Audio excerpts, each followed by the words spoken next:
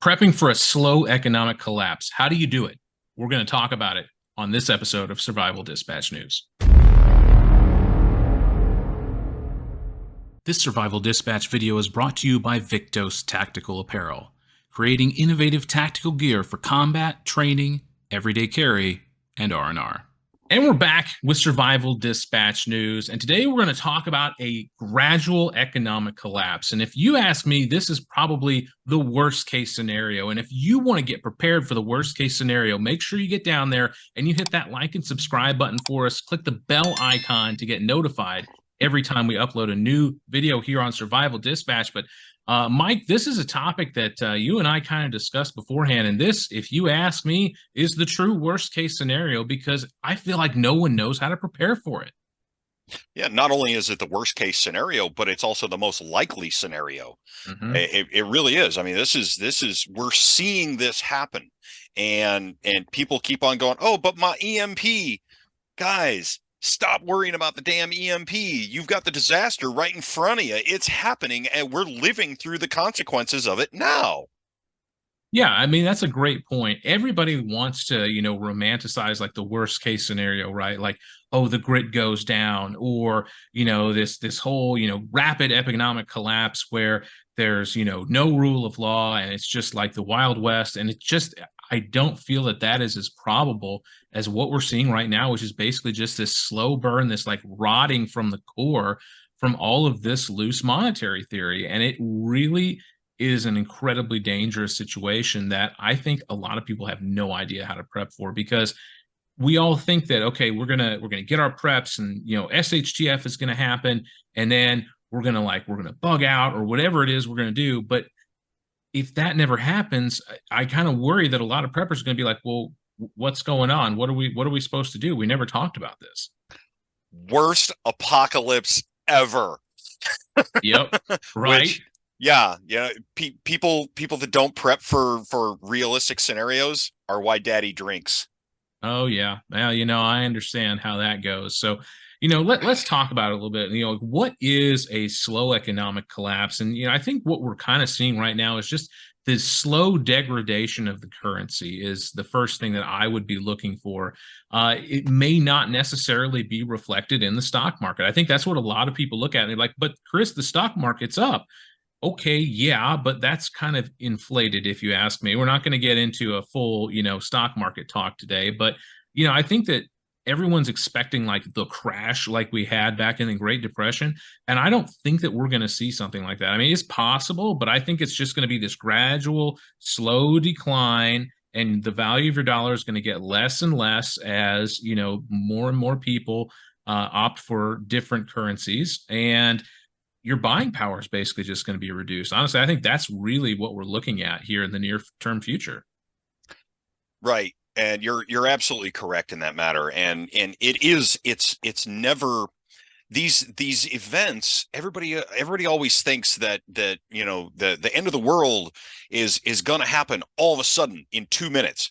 No, that's black swan events. And those are few and far between. If you look at it historically, black swan type events are very, very rare. What we're looking at here is we're looking at a gradual economic degradation. It's erosion is what it is. The wind and the water are going to slowly wear us down.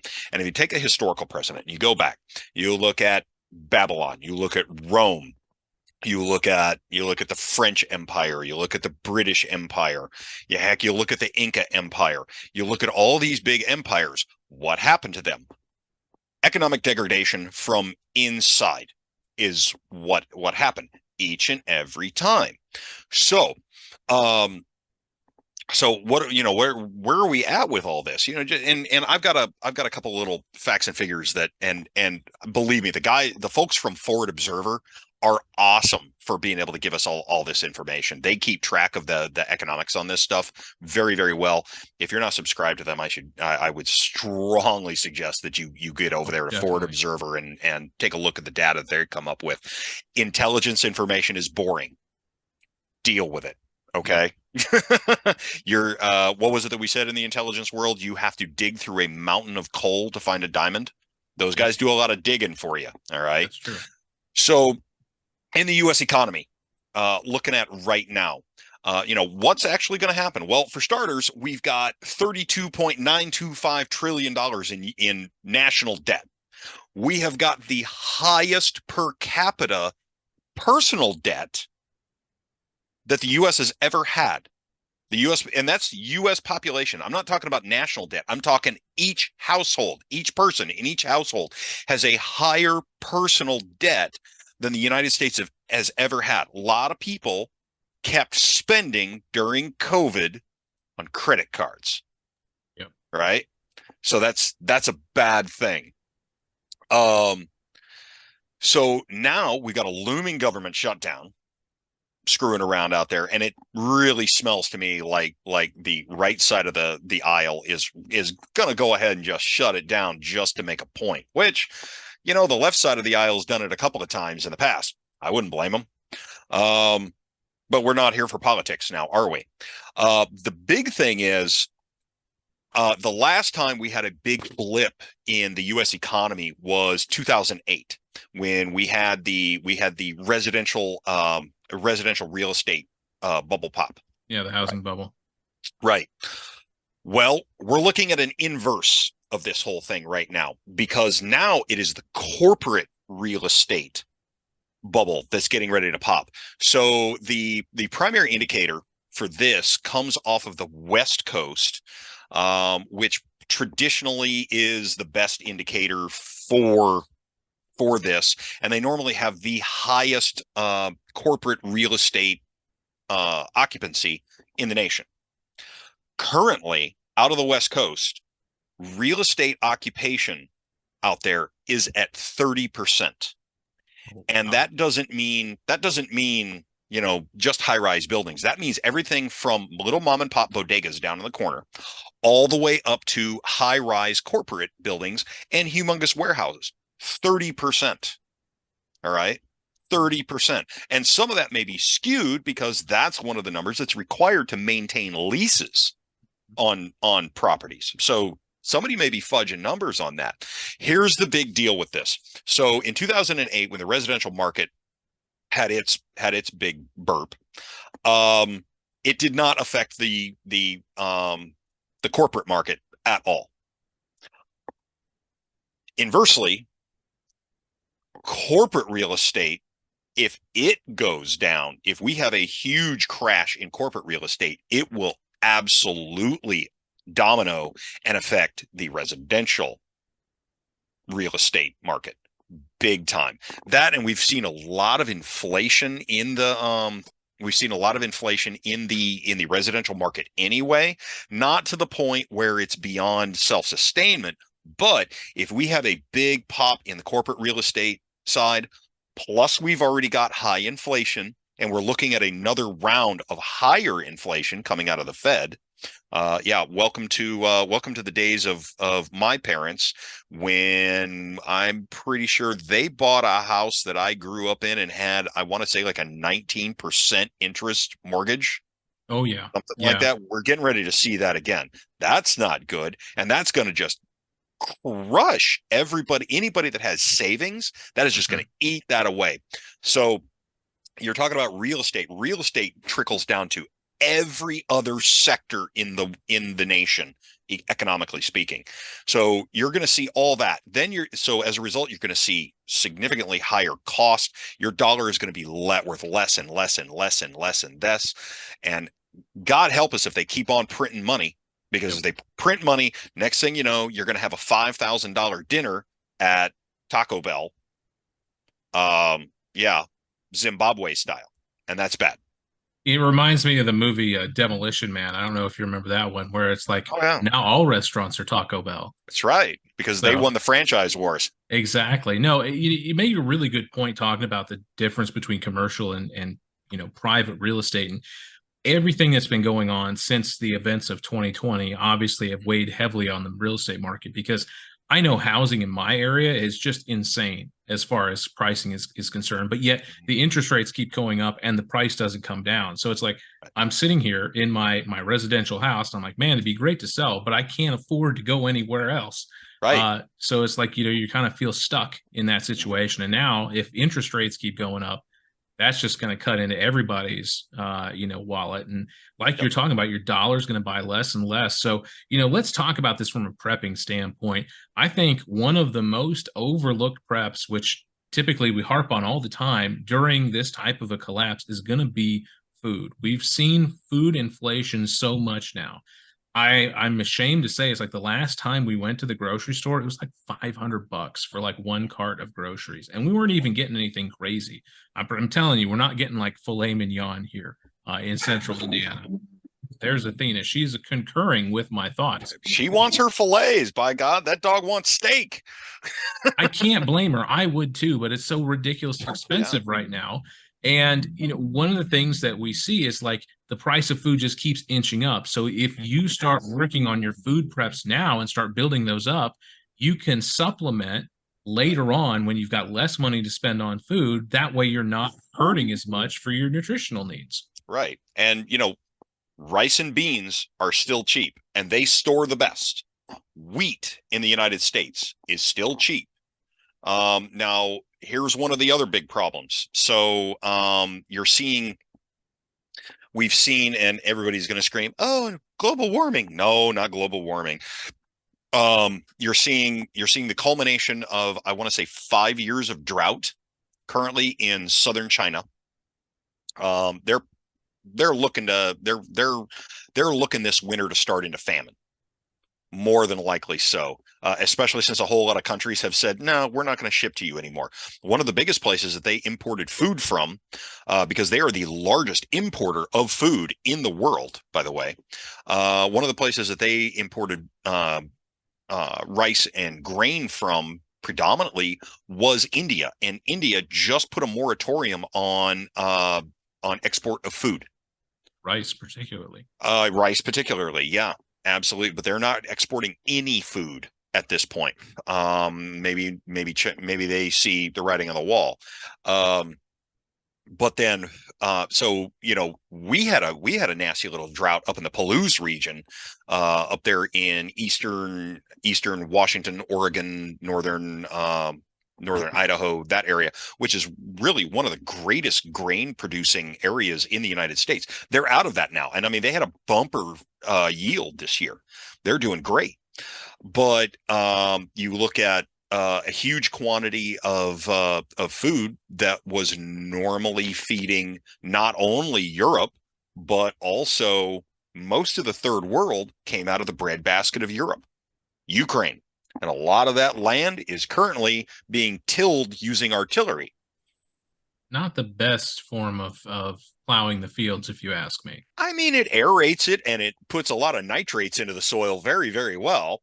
It's just not really good, not really easy to flatten out after it's done, especially with all the unexploded stuff still laying around because, Russian quality of manufacture. So you're running, Europe and the US, we're not going to run out of food. Okay. I would expect here in the next couple of years, you're probably see a lot of people starve around the world. Are we going to run out of food here in the US? No, we're not going to run out of food here in the US. What we are going to do is you're not going to be able to get the food you want. Okay. I don't see anybody starving here, but I don't see you getting the food you want. You want your Kobe beef, hamburger from Burger King. Good luck. It isn't going to happen. All right. So, and a lot of this comes down to, it's not just the U.S. that is in this problem. A large quantity of the world is in this problem. So a couple more facts and figures that I pulled previously. Everybody's like, oh, China's going to completely take everything over through BRICS Plus. Well, let me throw a couple things out there for you for the Chinese economy. The Chinese economy, they're like any good communist or socialist nation, they fudge the numbers a lot. The good part is, I know it is hard to believe. I can see the shock on your face. I'm just stunned, Mike. I'm stunned that they would not tell the truth. Here, have a hit of this. That might help. That might help a lot, actually. Right. So you've got this famine running there, right? They're looking to lose a few million people, which, when you got 1.2 billion people, lose a couple million, Chinese don't care. You've got a massive overspending that has been happening for decades over there. If you look at like those ghost cities, if you haven't actually read up on those, that's some interesting documentaries. They've got entire cities that only have caretaker staffs. That's wild. There's a couple of great YouTube videos on that. The big thing is they have a massively aging demographic in their country. They and Russia are aging. Their populations are aging at a greater rate than anybody else. A lot of this comes down to a lot of the policies in China. A lot of that comes down to a lot of their policies, like the single child family, stuff like that. Yep. That policy for a long time, yeah, that has screwed a lot of things up. And one of the things that makes them very dangerous on that single child policy is the no females. Now you have got several hundred million young men with no possibility of ever finding a mate. And historically speaking, that happens to turn into wars each and every time, because a nation finds itself, or a region, if you look at Scandinavia, when they had their glut of men, yeah, okay, we're gonna send you guys go out there and find us treasure. And when a whole bunch of you don't come back, oh damn. But if you do come back with treasure, awesome. It's win-win. To take the words out of Jack Sparrow, not all treasures gold and silver. Right, exactly. Their Belt and Road Initiative is failing. It really is. You've got a lot of unhappy former clients out there that are starting to tell everybody about what they did. Let's see, the PRC has been running the Panama Canal as a great example. They've been running it since 1999, give or take, and what a mess it is at its poorest condition ever at this point. And yeah, it's a mess. It's a train wreck. So the Chinese economy, the Russian economy, the EU's economy, the US economy, we're all tied together, whether we like it or not. Okay. And we have been since the days of the Roman Empire. Okay. Everybody that says, oh, it was just post World War II. No, it's been all tied together a long time before then, kids. So BRICS Plus is a very tenuous agreement or an organization. A couple new countries keep on wanting to come in, but most of them have their hands out. Almost every single one of them has got their hands out wanting more. And and even at the best, even if the Saudis got on board with BRICS Plus, right, the absolute best they can do. So for anybody who's worried that BRICS is going to wind up replacing the US dollar as the world currency, at best, even if the Saudis jump on board, they can only match 20% of US dollar liquidity in the world economy. 20%. That ain't going to do real good for them. Now, granted, they're going to be able to trade back and forth amongst each other. Look at what China and Russia are doing with oil. True. Yeah. But are they going to take over US or are they going to take over the world economy? No, it's not going to happen. It's not going to happen. I love all these videos, talking about how the dollar is going to fail and stuff like that. Now, I'm not saying that the dollar is not going to weaken. We are seeing that. We are seeing, a slight weakening, especially when you're talking about, how many people are trading in dollars and things like that at the moment.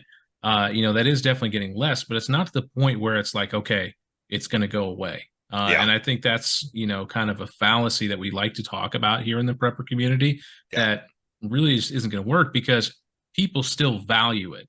And, you're talking about the BRICS currency and stuff like that. Right now, there's not too many people. I can't go out to, Walmart and say, hey, I've got my BRICS bucks. I don't know what you want to call it.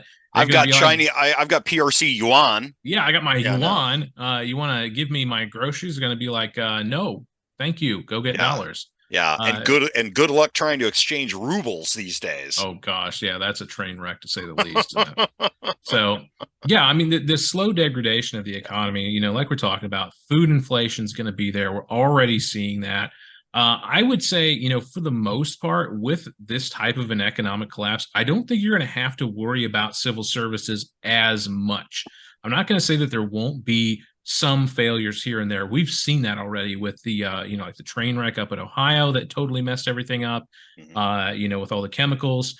We've seen, issues with the power grid. I say the power grid is starting to weaken. It's obviously old, and so having some emergency power just in case to keep like your freezer and your refrigerator going could be an absolute lifesaver if something temporary happens to the grid. But I mean, even if we look back during the Great Depression, for the most part, the grid stayed intact.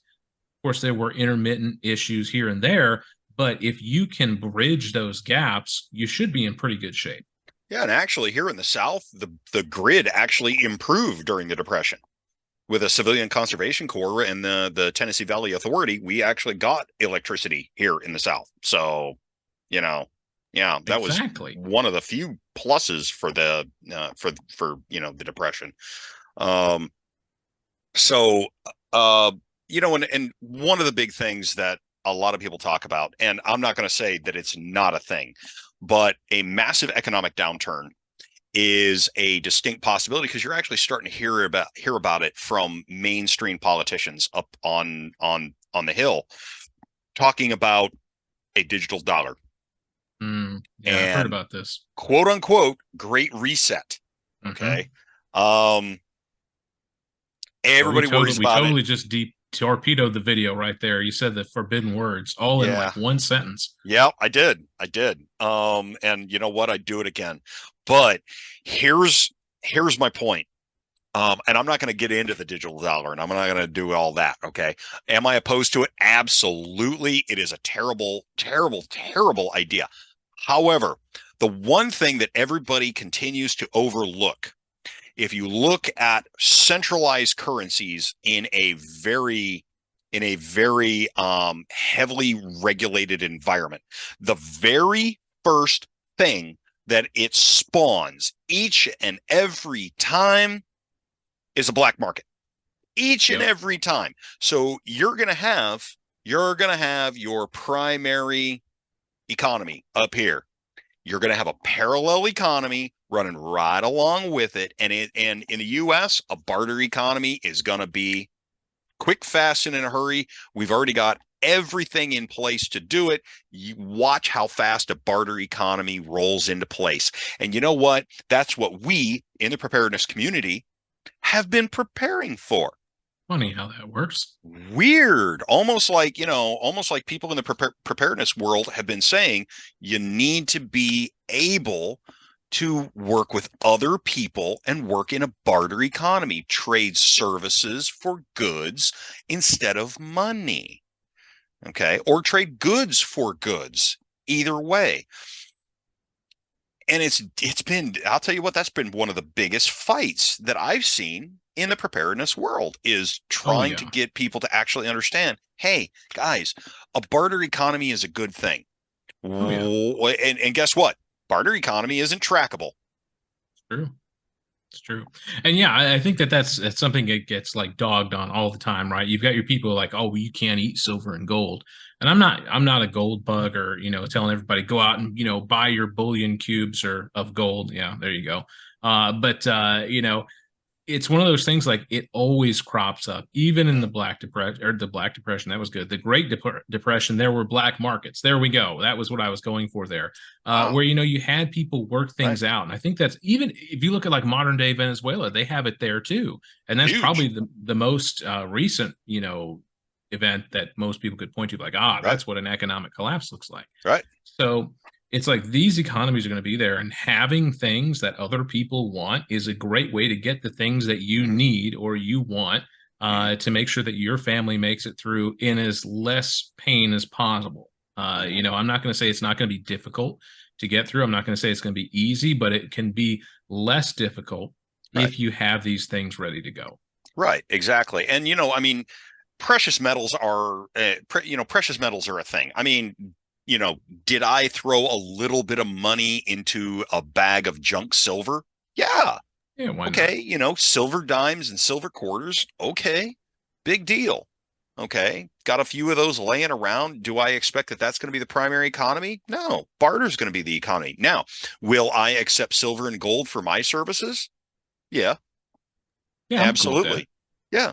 I'm fine with it. I mean, I've accepted cash for my services before. Why not? It's the same Right? thing. It's a, Yeah. a means of currency. I mean, it was difficult to deal with afterwards. I'm not going to lie. Flying home from Las Vegas with a suitcase of cash was Oh, you know, that it's the was life odd. we live, Mike. You know, it's just the Right. life we live. So, but But yeah, go ahead, brother. no, I was just going to say, you know, I mean, don't think that the world's ending because the economy goes to crap.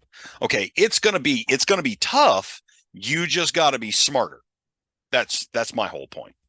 That makes a lot of sense because you look at something, the most recent being 07, 08, you talked about that earlier. It was tough times back then, especially like trying to find a job or things like that. It was incredibly difficult to find a job. Now you got jobs everywhere and that can go away just as fast. And so I would say, honestly, the biggest prep you can do for a slow economic collapse is just to get your finances in order, get your Yes, house in order so that 100%. you're prepared. You talked about credit card debt before. If you can make steps to get rid of that. I'm not saying you can do it all in one time. I understand it's a process, but if you can start making positive steps towards that, that can really help you out later on if your dollar starts getting less and less valuable. Yeah, big time. Because I'll tell you what, a lot of those credit card companies, you if you look at the terms and conditions, What's they can hardcore? increase that. They can Mm-hmm. increase those interest rates when A they lot. want to. Mm-hmm. And man, I'll tell you, I am working myself to death trying to do nothing but pay off anything that is remotely variable. Yeah, variable interest is something you want to avoid if at all Yeah. possible. And we saw that, you know, with the Mhm. real estate crisis, you know, back in 07, 08 when the bubble popped. And so Right. yeah, just try and get your household in order. You know, look to getting, you know, foods that your family will eat that you can Mhm. cycle through, a great prep to have. And then just, you know, getting yourself insulated in case of a barter economy, having some of those things in there. I'm not saying go out and throw your whole paycheck at it, but, you know, if you come across something, you know, maybe you think, hey, that might be valuable later down the line and it's a Right. reasonable price now, go ahead and pick it up and put it in the closet. You never know when you might need it for a Right. rainy day. Yeah. Say you already have a wood stove in your Mm-hmm. house, right? And you find a spare rusty wood stove laying on, you know, off to the side at a yard sale or something for $1. Man, pick that thing up. Oh, Pick it 100%. up, clean it up yourself, retreat it, and then turn around and have it for sale later on. You know, make Exactly. some money, use your skills in order to do these things. We're all going to have to side hustle. Bottom line. I mean, that's all that it comes down to. I mean, they don't let me defuse bombs every day. What do I got to do? I got to side hustle, man. I got to do stuff. So yeah, I mean, is the US economy going to hell? Absolutely, 100%. This winter is going to suck. I'm not going Yeah, to it's lie. going to be rough. But I think next year is going to suck more. Hmm. I really honestly do, because we're not only going to be looking at a rapidly degrading economy that we're going to take, it's probably going to take at least the rest of the decade to dig out of this. You might as well just write this decade off. But on top of that, I think you're going to wind up with civil unrest. You know, I mean, we've got a looming probability of just some absolutely ridiculously stupid stuff coming up. I think everybody needs to be aware of that. But you know, if you're in an area where you can garden, man, you know, if you've you know me, man, I'm screaming it from the rooftops all the Oh, yeah. time. If you can make your mistakes with gardening and animal husbandry and stuff like that right now, where I can get seeds for 75 cents. Okay, I screwed up on this squash. I'm going to go down. I'm going to buy another pouch of squash seeds and I'm going to replant these things because I screwed up because I didn't know better and I didn't read the entire page on the website. ELDR. Yeah. Okay, my bad, mea culpa. All right. Yep. Do the things now. Make sure that you know what it is that you're doing. Make your mistakes now. Okay. But be prepared to be able to be as self-sustaining as you can. Self-sustainability that's the goal of prepping in the first place. Okay. It's not but my bug out into EMP. No, that's not the heart of it. Self-sustainability. All right. Being able to live a sustainable lifestyle. Do I figure that everybody is going to be able to go ahead and get their little mini farm? No. Okay. But you know what? You can grow a little garden on your porch. Okay. Little container garden. And if you don't know how to do that, buddy, hit me up here. We can talk about it. Okay. Sure. It's not a difficult thing to do. Grow some cucumbers, grow some squash, grow some peppers. Congratulations, you just saved yourself some money, right? Definitely. Yeah. So Yeah. it's this is not an incredibly difficult thing to do. No, it's not. And it's a great thing to practice now. We talk about finding stuff at a garage sale, restoring it, great skill to have. Start your gardening now. That's just going to help decrease your garden or your grocery bill, rather. And that's something that you'll always have. You'll have that skill. And that's something that's worth more in the long run than anything else is your skills. So, I think go ahead, brother. Well, and some of these skills, you can learn some of them locally, but you know where another place is going to be good to be able to learn some of these skills? Another place to do that's going to be for Survival Dispatch Insider. Make sure you click on that That's link right. down in the description if you want to check that out. We're running some, promotions right now. I can't promise that those are going to last forever. So if that's something you want to do and you want to network with like-minded people and build a community here at Survival Dispatch, that's a great way to do it. So make sure you check that out down in the description. As always, make sure you hit that like and subscribe button on the way out, and we'll see you on the next one.